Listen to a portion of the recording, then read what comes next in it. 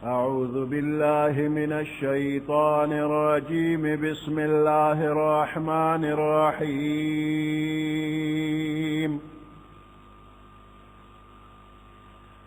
ألف لام ميم. ذلك الكتاب لا ريب فيه هدى للمتقين الذين يؤمنون بالغيب ويقيمون الصلاة ومما رزقناهم ينفقون. صدق الله العظيم.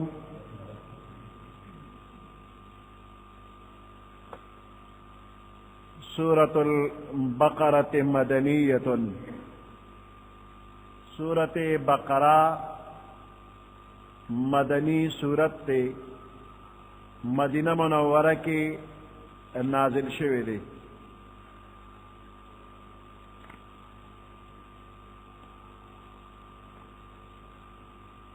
دوا سوا شپگ اتیا آیاتون دی او سلویخ رکوگانی دی. دا سورت بقرے فضائل دا احادیثو پا کتابونو کے او پا تفسیرونو کے دیر راغلی دی.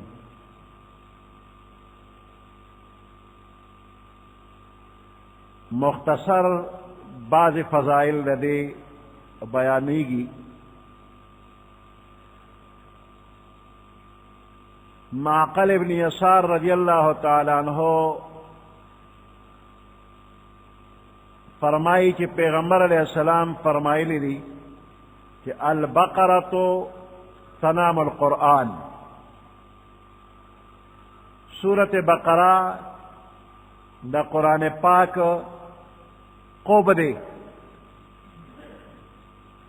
سنگا چے پسارو کے قوب اوچت او خکاروی نو دق شانتے سورت بقرہ پر قرآن مجید کے اوچت او خکارا سورت تے. ابو ہریرہ رضی اللہ تعالیٰ عنہ دق شانت حدیث نقل کرے خو پاغے کے دا الفاظ ہم زیادتی دی کہ وفیہا آیت ہی سیدت آی القرآن. پدے کہ یو آیت دی سورت بقرہ کی کہ اغد قرآن پاک دا آیتنو سردار دی وہی آیت الکرسی. او دا آیات آیت الکرسی دے. ابو ہریرہ رضی اللہ تعالیٰ عنہ فرمائی پیغمبر علیہ السلام فرمائی لی لا تجعلوا بیوتکم قبورا. دا خپل کورنا قبرنا مگر زوے. فإن البيت الذي تقرأ فيه سورة البقرة پس بے شک اگر کور چپاگے کی سورت بقرہ لستیشی نو لا يدخله الشیطان اگر تا شیطان نہ داخلی. نو سورت بقرہ پا کور کے وے نو شیطان بن رازی کورتا. حضرت انس ابن مالک رضی اللہ تعالی عنہ نے روایت تے کہ بے شک شیطان چکل ووری چی پفلانی کور کے سورت بقرہ لستیشی نو دا اغی کور نا اوزی کہ شیطان تا پتہ لگی کہ دے فلانی کور کی سورت بقرہ لستیشی اغی کور تا ورزی نو کپکیوی نا اوزی. عبداللہ ابن مسعود رضی اللہ تعالیٰ عنہ داغی پر روایت کے وسردال لفظیات تے وَلَهُ زُرَاتٌ شیطان خدا غی کو روزی خوٹی زنا چی و روانی بوچ پراشی لہو زرات.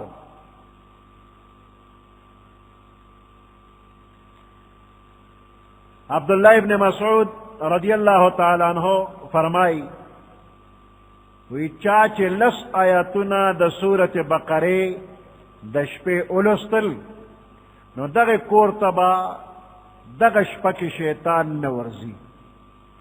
ماسخوتن لس آیات ہوئے ستاسو دے کور تبا شیطان ندر دی. اگا لس کم آیاتو ندی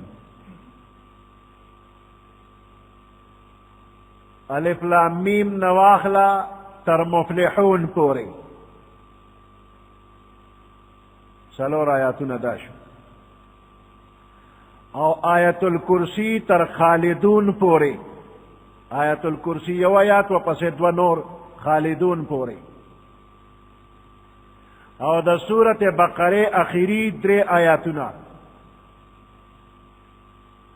نو دا لس آیاتونا چه دا شپید اوی نو ستاسو کورتا با شیطان نرازی غلب نرازی دشمن با نرازی حیث بلا با نرازی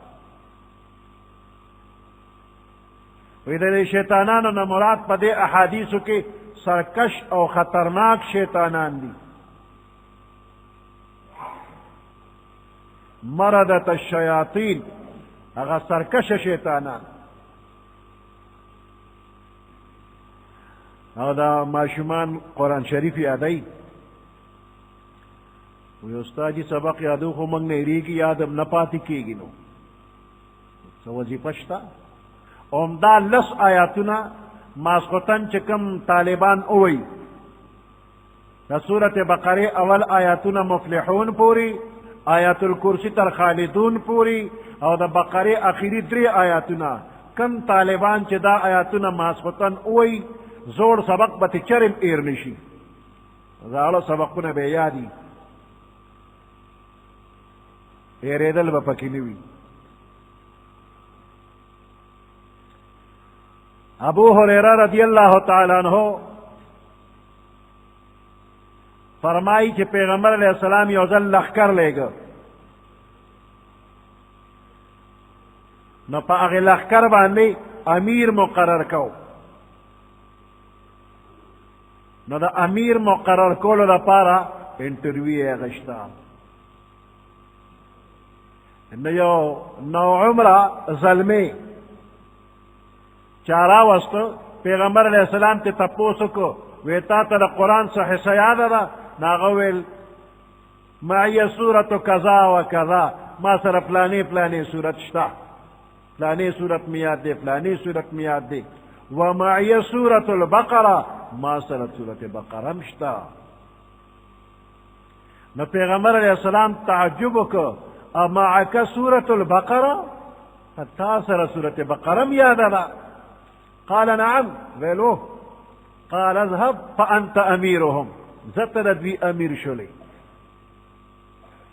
سورت بقرہ بھی یاد دا زتر دی لخکر امیر شلی کمانڈر ایتے جوڑ کر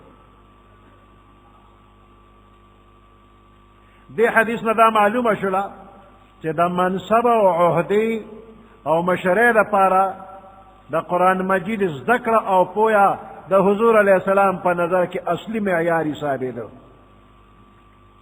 موجودہ وقت کے افسوس دا مسلمانانو دنیای عہدو و منصبون دا پارا نور سیزون معیار دے او قرآن مجید او داغی تعلیماتو باندے پویا لیلا دسوک حیثیت نور کی چه طول قرآن یادی نو سوی یو شل نمبر والا زیادتی ورکے هم سنت بروڑے چه قرآن بھی یاد دی نو دا قرآن لبی دا شل نمبر پیغمبر علیہ السلام خو امیر لشکر چه جوڑی نوی صورت بقرہ یاد را امیر لشکر جوڑ کے نور تپو سے تنرے کڑے چه فوجی ٹریننگ کے سنگے نور مہارتو نبی سنگئی صرف پا قرآن برتی کا امیری کا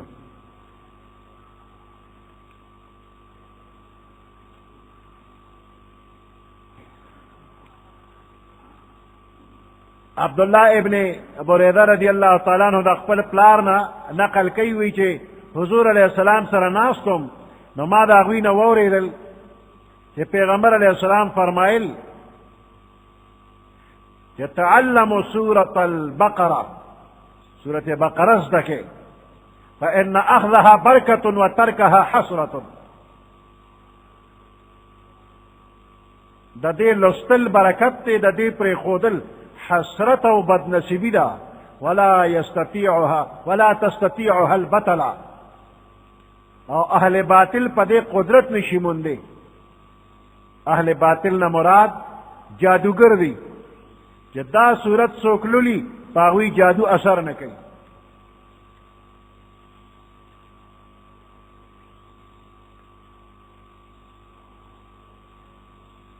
دا سورتونو نمونه دا قرآن مجید دا سورتونو نمونه توقیفی دی. توقیفی سے مطلب موقوف دی پا نقل دا پیغمبر علیہ السلام نا، یعنی دا سورتونو دا نمونه پیغمبر علیہ السلام خپل صحابہ کرامو تا خولی دی چی دا دی سورت دا نم دی.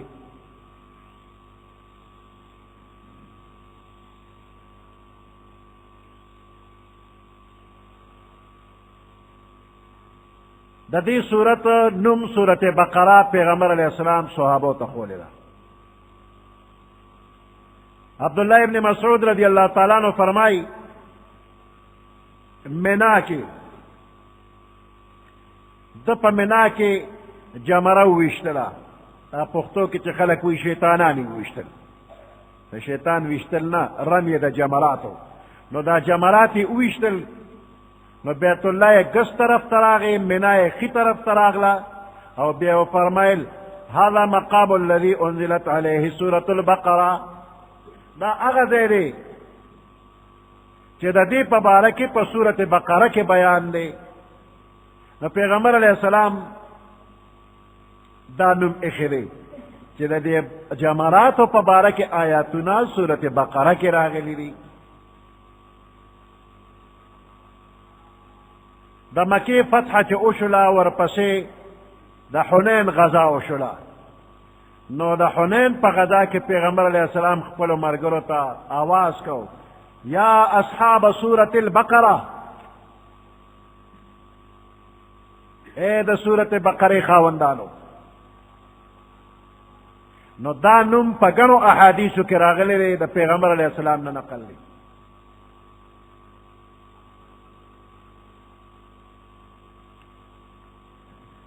سورت بقرہ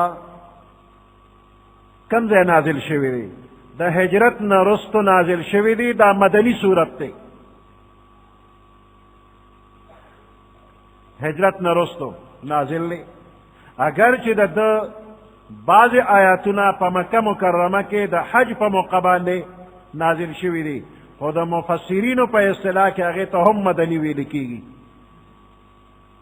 اور دا سورت دا قرآن پاک دا طولو نلوی سورت تے. پا مدینہ منورہ کی دا طولو نا اول دا سورت بقرہ آیاتنا نازل دل شروع شوی دی. اور پا مختلف زمانوں کے مختلف آیاتنا نازل دل. دا دی سورت بقرہ آیاتنا مختلف زمانوں کے نازل شوی دی. تردی چی دا سود متعلق آیاتنا دا پیغمبر علیہ السلام دا عمر اخیری روزو کی دا فتح مکی نرستو نازل شوی دی. او پا دی صورت کی یو آیات تے واتقوا یوما ترجعون فیہ الاللہ. دا قرآن پاک بالکل اخیری آیات تے. پس لسم کال دا ہجرت، لسم دا ذوالحجی دا منا پا مقام بانی نازل شوی دی. او دا غی نرستو پیغمبر علیہ السلام اتیا یا سلورنی میں شلے روز باقی پاتیو بیا وفات شو. بالکل آخری آیات تے. دا دی صورت اہمیت اور عظمت دینا معلومی گی کہ خالد ابن معدان دیتا فسطاط القرآن وائی دا قرآن پاک خیمہ. او پا نمونو کی تاسو اوریدل چی سنام القرآن و طویل شویلی دا قرآن قبو. دا دی صورت ہر یو آیات چی نازلی دا نو اتیا زر فرشتے با سر نازلی دی.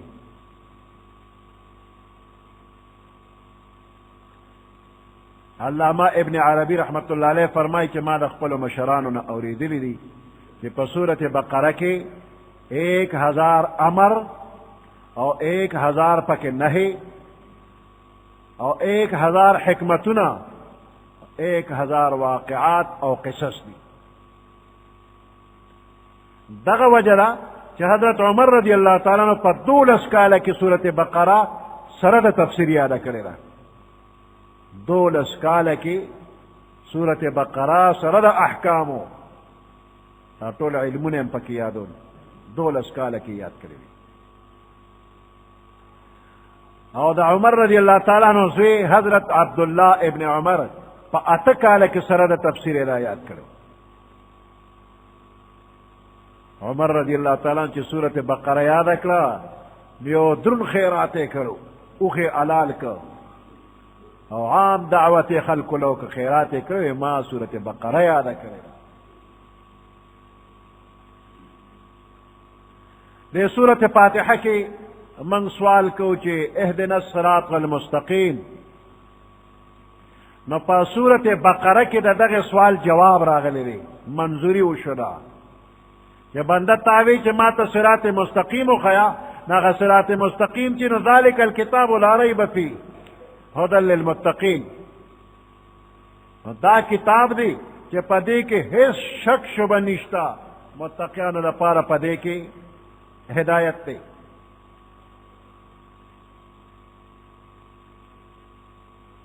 دا سورت بقرے دا سورت فاتحہ سره دا ربط تے، او بل ربط دا دے کہ پا سورت فاتحہ کی انعمت علیہم اغا خلق چتا پہ انعام کرے دے داغوی ذکر شوے دے، یو غیر المغضوب علیہم غضب والی خلق دا پا کتویم، ولا الضالین گمراہان دا پکی درین. نو پا سورت بقرہ کے دا دغی دریو ڈلو بیان پا ابتدا کی کیگی. ابتدا کی ہدی للمتقین نا پس اولئک علی ہدی من ربہم تر دغی پوری دا متقیانو بیان دے انعمت علیہم والدی منعم علیہم داغوی بیان لی. ورپسی پا دو آیاتونو کی خالص کافران ان الذین کفروا سواء علیہم، دے دو آیاتو کی خالص کافران. ورپسی ومن الناس اقوا تقریبا 11 آیاتونو کی دا منافقانو بیان لی.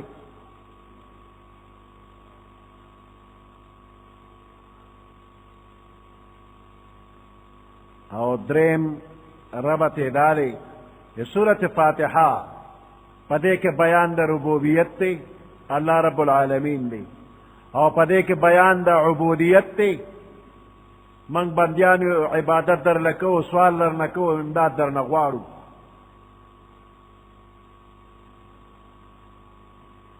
او پا دینی مقصدونو یقینی مطلبونو کے پا طلب دا ہدایت باندے سورت فاتحہ مشتمل دا، او سورت بقرہ ہم مشتمل دا اول پا معرفت دا رب لکا یؤمنون بالغیب، او پا عباداتو پا متعلق امور دا عباداتو باندے، او پا طلب دا اغی چیزنو کی کہ انسان ورطا محتاج دی پا دنیا و آخرت کی. نو دا یو بل سر دا فاتحی او دا بقرے ربط او مناسبت دی. پا سورت بقرہ کے کم مضمون با ذکر کی گی؟ اثبات دا رسالت تے پکے، پیغمبر علیہ السلام دا اللہ پیغمبر دے، اثبات دا توحید دے پکے، او امور مصلحہ او منتظمہ. خزیات پکے اثبات دا رسالت کی گی، پا اثبات دا حقانیت دا قرآن سرا، او پا تردید دا شکوک و شبہات پا رسالت محمدی، او پا رد دا گمراہ فرقو لکا یہود نسوارا منافقان شو. اول شروع دا سورت بقری کی گی دا الف لام میم نا. دا الف لام میم دیتا حروف مقطعات وی، مقطعات جدا جدا دے الف لام میم تب علم نوے مرکب نشویلے بلکہ جدا جدا بے الف لام میم.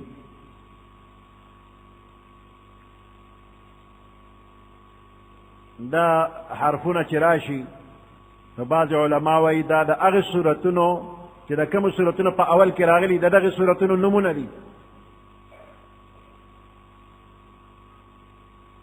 او سو کوئی چی دا زائد حرفون دی چی راغلی دی دا پارا دا تنبیح و دا خبردارے پا قطع کیدلو دا کلام او په شروع کېدلو د بل کلام.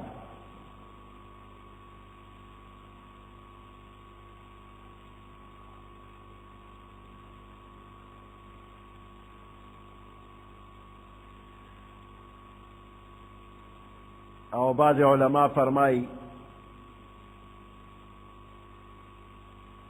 کہ دا خاص اشارات تی اور رازونه دي چې علم دا الله نه علاوه بل چاته نشتا، او شاید چې پیغمبر علیہ السلام ته د دې علم د یو راز په طور باندې ورکړی شوی دی، خو امت ته د ښودنې نه منع کړی شوی چې امت ته به نه ښیي، د دې تبلیغ به نه کوي. نو دې وجې نه د پیغمبر علیہ السلام نه په دې کې څه را نقل نه دي چې الف لام میم څه معنا څه مطلب پیغمبر علیہ السلام نے بھی فرمائے دی. مدا دا اللہ او دا رسول اللہ صلی اللہ علیہ وسلم ترمنزا راز دی.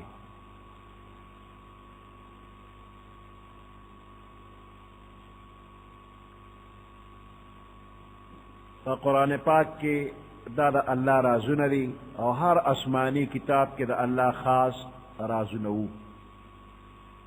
ادا غیر علم اللہ سر دی منگ پہ کوئی گناہ خدا فیدینا خالی ندی. دا قرآن پاک دا بندیانو دا پارا امتحان دی، قرآن امتحان دی، اور دا امتحان دا پارا دا اسٹوڈنٹان دو قسم دی. یو مثال وایو، دو قسمہ اسونه دي، یو داسې مریړه غوندې اس دی چې د هغه مزاج او طبیعت دا دی چې بس په سوري باندې به پروت یم او یخې یخې اوبه م راته کېږدی او ښه مزېداره ګیا م راته کېږدی، او که پوټې ګرمي و نو یو پوټې پکې م راته ولګوئ، خوراک سکاک به کومه او د پاسېدو نه یم خوځوی مې ما. نو امتحان څه ته وایي؟ د مزاج خلاف یو کار باندې بنده مجبورول دی ته امتحان وایي. نو د ده مزاج آرام طلبي ده، نو د ده د مزاج خلاف دا چې چابک راواله ویوه ویې زغلوه، دی به نه ځي خو ویې زغلوه، دا امتحان دی د ده.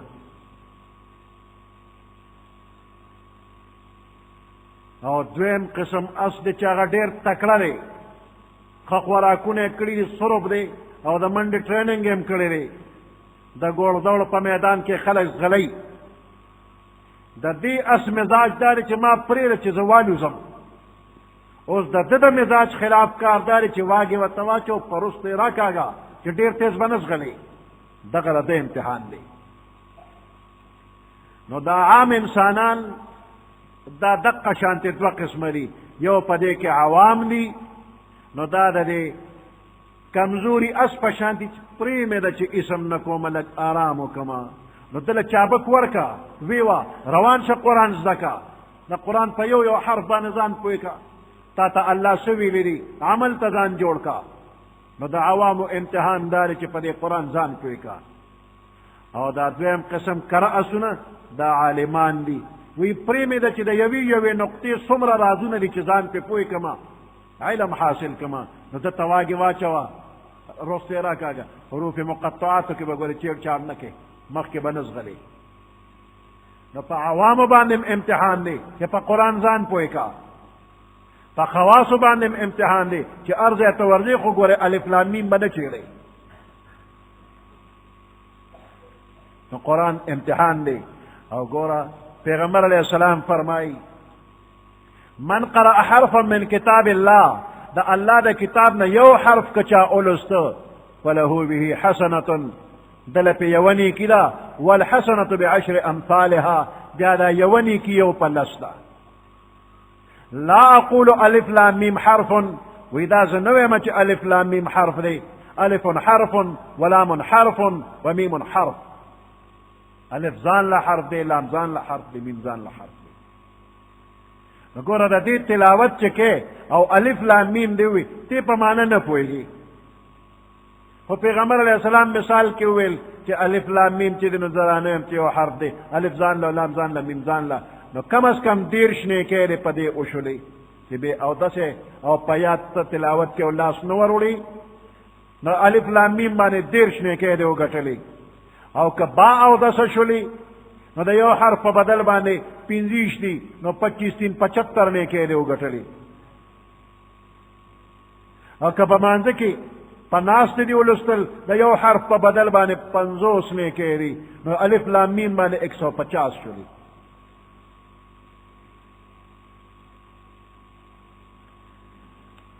او که په مانځه کې په ولاړې دی ولسته، نو الف لام میم په یو حرف 100 نیکۍ، نو 300 نیکۍ شوي. ګوره ثواب یې څومره دی، په معنی نه پوهېږي ثواب یې دی. عالمان فرمائی وی پیغمبر علیہ السلام دے دے کہ دا سو فرمائی چھ لا اقول الف لام میم حرف، دا نویم چھ الف لام میم حرف دے، مثال کے الف لام میم ولی روڑو دا سے بے ویدو، دا نویم چھ الحمد یو حرف دے، دا نویم چھ قل ہو یو حرف دے، او دیوی چھ الف لام میم حرف دے، دا نویم وی دے کہ اشارہ دے ترا کہ بندہ کتا پوئے گے او کنا پوئے گے، خوچ تا دا قرآن حرف اولستو لسنے کے دے پیوشوی. الف لام میم بانے منگ نہ پوئیگو ہم پہ ثوابو نشتا، دا اللہ کلام دا فیدے نہ خالی نہ دے. ذالک الکتاب لا ریب فیہ، وذالک الکتاب دا ہر کتاب دے لا ریب فیہ چے پدے کے ہیچ شک نشترے. قرآن مجید دا سی کتاب دے چی دا اللہ دا طرف نہ کے دو کہ شک نشتا، من جانب اللہ دے دی کہ شک نشتا.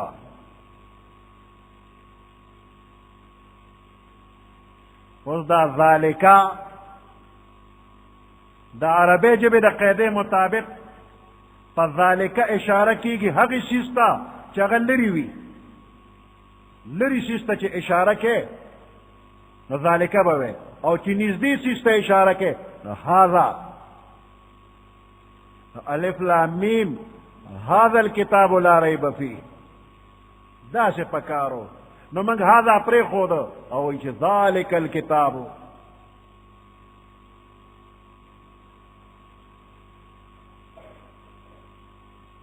نو دا دے خبری جواب پکار دے. دا زما استا مخی تا چی قرآن پروت نو دا خو نزدی دی، نو هذا پکارو، نو ذالکا دی ولی روڑو.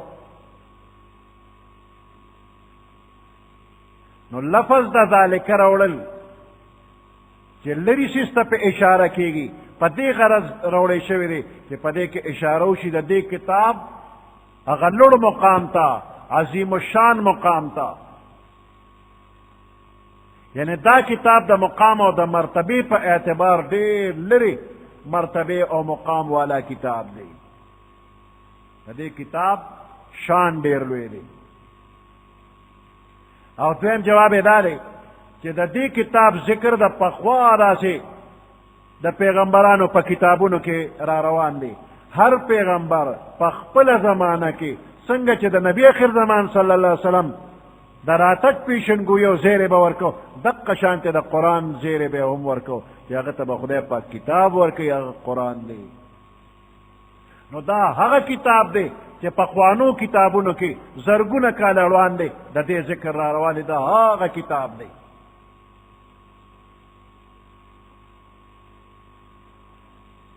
مدینہ منورہ خکل خار دی، خکل خلق دی، اللہ دے والا ٹول مسلمانان بوزی. دا یمن یو بادشاہ او اغا بادشاہ پا دے ٹول دنیا باندے دا حکومت کولو ارادہ کروا. نو پا ہر علاقہ چے بورغ جنگ بے اوکن علاقہ بے فتح کلدا. دا بادشاہ نو متبع.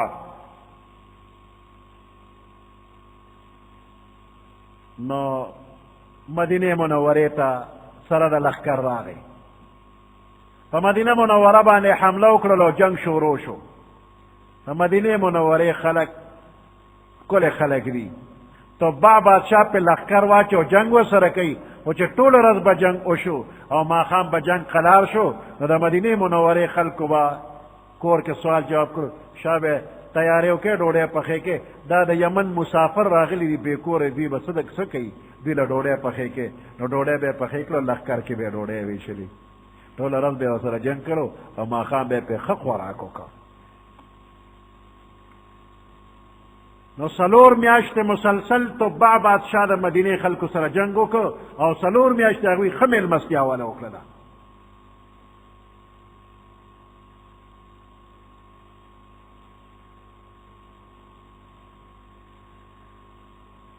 نو اخر کې تبع بادشاه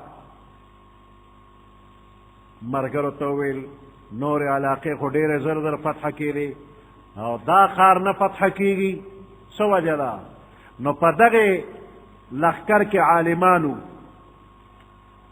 او هغې عالمانو ورته وویل بادشاه ته وی زمونږ آسماني کتابونو کې چې کوم پیشنګویي راغلې ده هغې کې موږ معلومو چې دا هغه ښار دی چې نبی اخر زمان صلی الله علیه وسلم به پیدا شي او دلته به تشریف راوړي دا د هغه د هجرت مقام دی دا نشي فتح کولی په دې ځان ستړی کوه ما د بادشاه په زړه کې د پیغمبر علیه السلام د نوم احترام راغی او د مدینې منورې نه لاس په سر شو نورې حملې نه کومه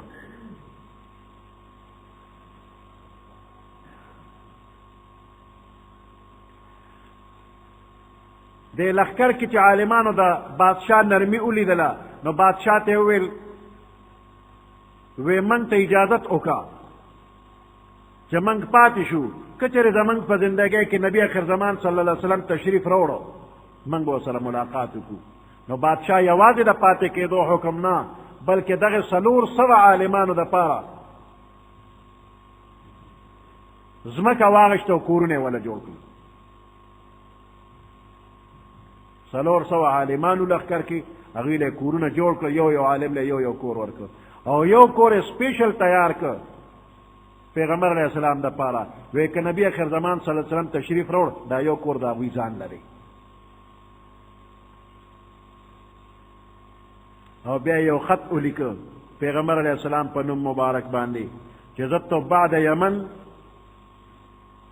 ستا خادم یم که چېرې زما زندګۍ کې ته راغلې زه خپل حکومت پرېږدم او ستا خپې به وینم او تا پسې پیزار ګرځوم به زه به ستا غلام یم او داسې ښکلې د مینې خبرې کړې وې او بیا په دغه 400 عالمانو کې یو مشر عالم له دا خط ورکړ وی که زه وم زه به خپله خدمت کې حاضر شم که زه نه یم زما خط پیغمبر علیه السلام له ورکړه که ته نه وفات کېږي خپل بچي له دا خط ورکړه ستا بچی دی خپل بچی له ورکړي ان تر دې چې پیغمبر علیه السلام ته به دا خط ورسېږي زما خدمات به ورته روان دي 800 کاله تقریبا چې تیر شو پیغمبر علیه السلام تشریف راوړو او دغه 400 عالمان د پیغمبر علیه السلام په انتظار په مدینه کې دي چې د ښکلې مخ دیدار به کوو د هغه عالمانو په اولاد کې چې چاته خط ملو شوی دی د هغې په اولاد کې ابو ایوب انصاري رضی الله تعالی عنه دی چې پیغمبر علیه السلام د هغه په کور کې کډه واړوله نو دا د ابو ایوب په کور کې نه بلکې پیغمبر علیه السلام په خپل کور کې کډه اړولې ده چې تبع بادشاه والا جوړ کړی دی نو دا صورت مدني دی یهود په مدینه منوره کې د تبع یمني د زمانې نه د نبی اخر زمان صلی الله علیه وسلم په انتظار کې آباد شو نو دې آیات کې بالخصوص دوی ته خطاب دی چې دا هغه کتاب دی د کوم پیغمبر په انتظار چې د کلونو د سوونو کالو نه تاسو دلته په انتظار یې نو دا د هغې پیغمبر کتاب دی راشه دا ومنه دا لرې اشاره ورته په دې وشوله ذلک الکتاب لا ریب فیه دا هغه کتاب دی چې د دې په حقانیت کې من جانب الله کېدو کې دې کې هیڅ قسم شک شبه نشته دی لا ریب فیه شک پکې نشته دی د دنیا دا ټول کافران پکې شک نه کوي او خدای وایي شک پکې نشته دی نو د دې به څه جواب کوي نو خبره دا ده چې شک شبه پیدا کېدو لپاره دو صورتونه دي. یو دا چې کلام کې خپله څه غلطي وي نو د هغې په وجه باندې دا کلام محل د شک شبې وګرځېده، او دویم دا چې کلام کې شک شبه خو نشته، خو د کم علمه او کم فهمه په وجه په دې کې شک شبه راځي. نو قرآن کې خپله څه غلطي نشته چې دې کې د شک شبه راشي، خو که څوک پکې شک شبه کوي نو د هغه دماغ خراب دی، هغه کې ضد او عناد دی. نو دې په خپل کم علمه کم فهمه او په خراب دماغه باندې اوجاړي او قرآن ته نسبت نه کوي چې قرآن کې شک شبه ده.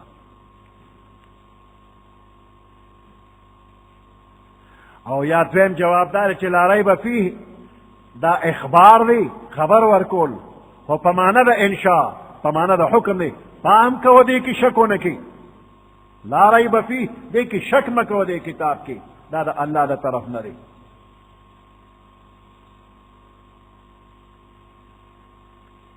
ریب ستوي لا ریب فیه، ریب قلق النفس و اضطرابها، د زړه غ تشویش او پریشانی او بیچینی دیتا ریب او شک وی. نو د شک په وجه د انسان زړه بیچین او پریشان وی، خو چې قرآن په صحیح معنو کې اولولې نو زړه ته به سکون په حاصل شي. نو دې کې شک نشته، دې کې آرام دی، دې کې تسلی ده مومن دپاره. هدى للمتقين، متقيان دپاره هدایت دی. سبحان ربك رب العزة عما يصفون وسلام على المرسلين والحمد لله رب العالمين. اللهم ربنا آتنا في الدنيا حسنة وفي الآخرة حسنة وقنا عذاب النار وأدخلنا الجنة مع الأبرار يا عزيز يا غفار برحمتك يا أرحم الراحمين.